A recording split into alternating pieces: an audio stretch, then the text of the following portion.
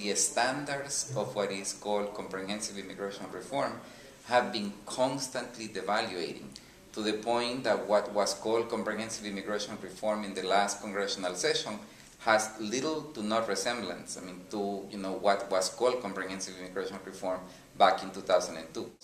Immigration today, it's extremely complicated to get through.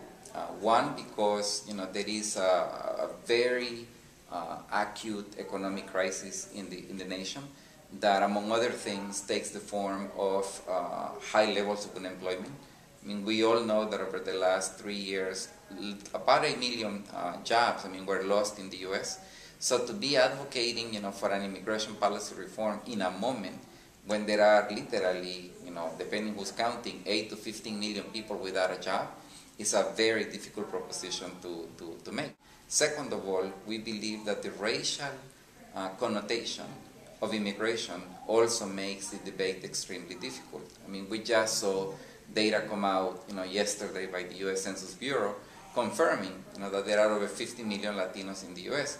It was interesting to me that one of the few questions that got to be asked in the press conference that the Census Bureau gave was by a Fox News reporter who asked what percentage of them are illegal aliens. Because they are clearly equating the growth in the Latino community with breaking the law when it comes to immigration. So the fact that there is this context, of immigration associated with a particular race that we don't really want, part, of our mosaic, weighs very heavily.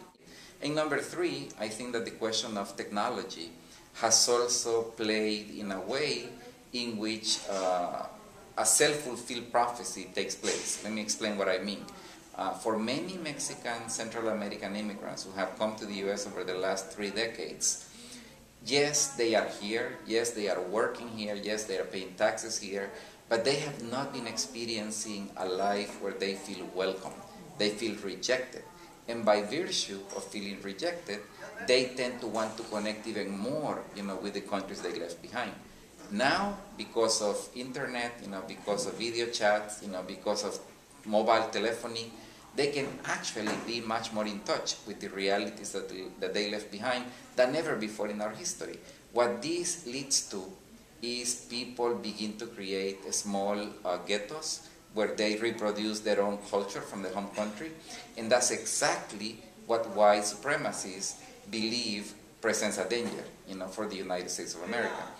We believe that it's going to be much more realistic to identify very specific areas of immigration law that are clearly broken and begin slowly to actually change the larger framework that we believe needs to be changed.